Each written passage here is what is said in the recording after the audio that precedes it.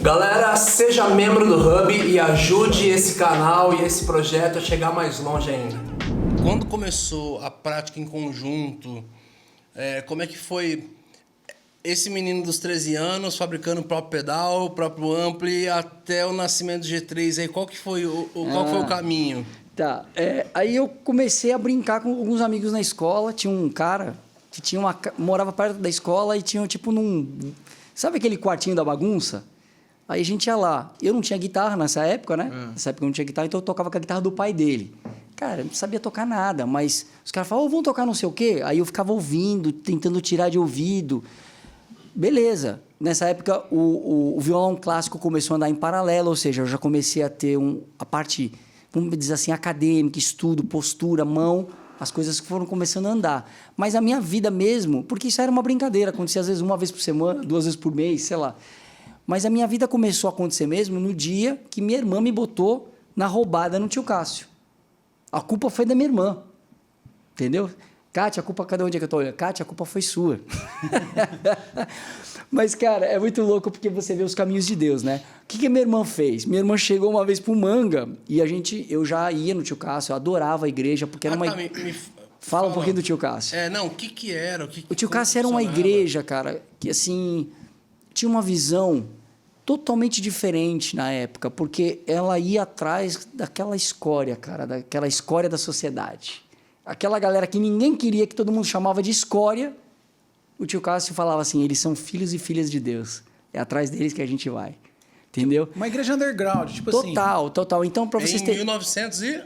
O tio Cássio começou... Cara, quando eu cheguei no tio Cássio, eu já tinha muitos anos. Acho que 70, tio Cássio. Ele tinha 70? Não. Em 1970. Ah, 1970. 70 e pouco eu já estava lá. Então, para vocês terem uma ideia, o batera da igreja na época, muito, nossa, ele era criticado por todos, né? Eu me lembro que quando eu cheguei na igreja, a primeira vez que eu cheguei lá, quem estava tocando batera era um cara que era ex-hippie. E ele morava numa Kombi. E o cara estava lá na igreja tocando, cara. Ele e a esposa dele tinham aceitado Jesus. Deus tinha tirado o cara das drogas e o cara estava lá. Então, as histórias dos caras dentro da igreja do tio Cássio eram assim, as mais loucas do mundo, cara. Gente assim que Deus resgatou do fundo do poço, sabe? Então, eu me apaixonei, inclusive, eu sempre falo isso. Eu queria isso deixar... já com 13 anos ou 14, Não, 15? Isso eu já estava 16 anos.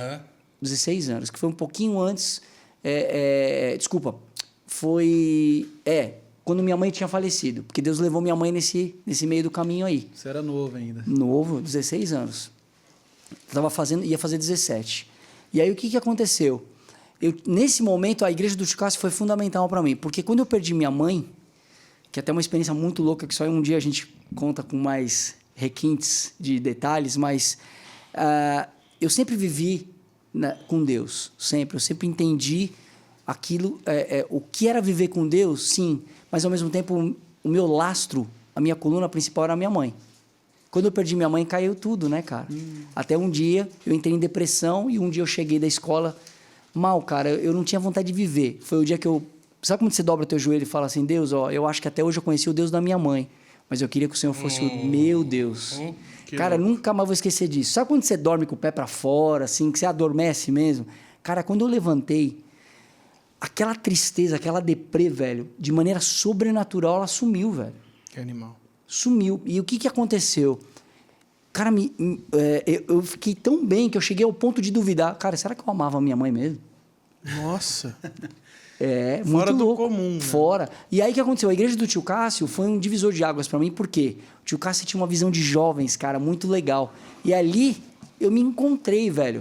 Me encontrei porque eu falei, cara, é o que eu quero viver, que é viver com Deus e dentro de uma igreja que tem essa visão. E o DNA do G3, aí essa é a parte mais legal. O DNA do G3 é evangelístico, não é? Sim. Sempre foi. A gente tem as nossas músicas de louvor, sempre tivemos, né? Todos os álbuns sempre tem os worships, né? Mudou de nome, cada hora muda de nome.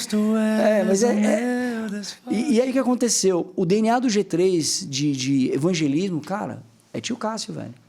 Foi com ele que eu aprendi a amar as pessoas, velho. Aprendi a amar o cara que ninguém quer cuidar dele. Foi aí que tudo começou, velho. A minha irmã chegou pro Manga na época, né, que era o líder de louvor lá do tio Cássio. Manguinha, Meu irmão toca pra caramba, velho. Você tem que colocar ele no louvor. Colocou na mano. fogueira. Aí o Manga assim olhou pra mim, ó. Eu. Nossa, o que tá rolando aí, velho? Aí depois, a minha irmã, ó, falei com o Manga já, hein, que você toca pra caramba. Eu, você tá louca, Kátia? Toco pra caramba nada, velho. Não consigo tocar nada. Eu toco tudo de ouvido, porque, na verdade, eu era... assim, eu tinha feito violão clássico, mas vocês... Quem manja de música sabe como é que é. Eu fiz... Você aprende peças, né? Isso. Eu fiz violão clássico, que é uma coisa que não tem uma aplicação inicial. Inicialmente, você não consegue transferir o teu conhecimento para aquilo que a gente faz dentro da igreja, essa música popular que a gente toca de acordes. Não faz isso. Depois sim, depois você consegue entender as construções de acordes, você começa a ver que tudo está ligado, está tudo junto. Mas eu não tinha uma base para chegar lá e falar, vamos tocar um Na verdade, você vai inteiro. aprender, a clássica vai te formando, vai te ensinando tanta coisa teórica e na prática complicada, que talvez você demore 2 anos para aprender um sol maior, que é a coisa mais fácil. Que na verdade você já está fazendo, né? Você já está fazendo isso na música clássica, mas você não tem esse approach de chegar lá e falar assim, a música é dó, sol, lá menor e fá. Não tem isso. O básico. E aí, mano, chegou a pegada tipo, salve-se quem puder. O Manga, ó, quando é que você pode já fazer aí um ensaio? Meu Jesus. Cara, aí resumo. Tinha uma outra banda dentro da igreja que chamava Cristo Salva. Porque no Tio Cássio tinha o Cristo Salva. E o Tio Cássio era um salão ou era a casa dele? Cara, era uma casa. Era uma casa. Eram 2 casas, na verdade. A parede do meio tirou e virou um salão. Sabe como é que era a oferta no Tio Cássio? Era muito legal, cara. A gente tocava no meio e todo mundo sentado no chão, aquela muvuca de gente. A oferta não dava para andar, sair todo mundo lá, né? E o Tio Cássio nunca teve vergonha de falar, gente, ó, esse dinheiro que eu tô falando agora para você é só para manter isso aqui. A obra de Deus ela é mantida pelas pessoas que entendem a obra. A gente não quer seu dinheiro. Mas se você quiser dar, saiba que Deus vai te abençoar. Ele só falava isso, cara, era muito legal. E aí a galera amassava o dinheiro, mano, moeda junto e jogava. Ah, que louco. E jogava, mano, era dinheiro voando assim, ó, voando lá na frente. Aí é óbvio que a gente adorava acertar o voltão, né, velho? Mano, já tava todo mundo lá. Lógico, Mano, todo mundo louco, lá, velho. Todo mundo lá. E a gente adorava. Eu fico imaginando assim, tipo, cara, você tá conhecendo alguém pela primeira vez e de repente Deus te dá uma visão profética rapidão, assim, te mostrando 15 anos no futuro. E com aquele cara que você acabou de ver, aquele batera que você nem trocava ideia e olhar, visitar, assim, é porque a conexão é tão louca, né? Muito louca, Você não acredita que isso vai tomando forma, que isso vai tomando... Porque o que acontecia? E o Valtão já era de outra equipe. Ele já era do Cristo Salva. Só que as nossas mães se conheciam. Inclusive, elas eram missionárias. Ela, a mãe do Walter e minha tia. Olha que louco isso, né? A igreja pentecostal da Bíblia do Brasil de Arujá, que é onde eu moro, quem fundou essa igreja foi minha mãe, minha tia e a mãe do Walter. Dentro da casa do meu primo, que depois se converteu e se tornou pastor da igreja. Entendeu? Ribeirão Pires. Então, elas faziam esses trabalhos missionários. E a coisa louca é o seguinte, mesmo as nossas mães se conhecendo, foi lá no Tio Cássio que convergiu musicalmente, cara. Entendeu? E nasceu o G3, da junção de Cristo Salva com Estação Céu, que eu era do Estação Céu. Foi uma coisa muito louca, muito de Deus. Mas a gente começou... A Estação Céu era que o Manga era... Não, o Manga era do Cristo Salva. Ah, tá. Eu era do Estação Céu.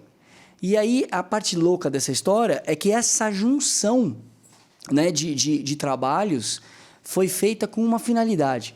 A gente precisava cobrir os cultos que ninguém podia tocar. Aí fez uma banda, por isso que é G3. Grupo 3. Caramba, que legal, aí, cara. É isso aí. Cara, quando eu brinco com o pessoal, sabe aquele texto quando a Bíblia fala assim, ó, seja fiel no pouco que no muito te acrescentarei? Cara, de verdade, é muito louco. Porque a nossa intenção nunca foi fazer assim, ó, nós vamos montar uma banda para arrebentar, não. A gente vai montar uma banda para cobrir o culto de quarta-feira que ninguém pode, o culto de oração, o culto, sei lá, o que precisar fazer, a gente vai fazer. Uau.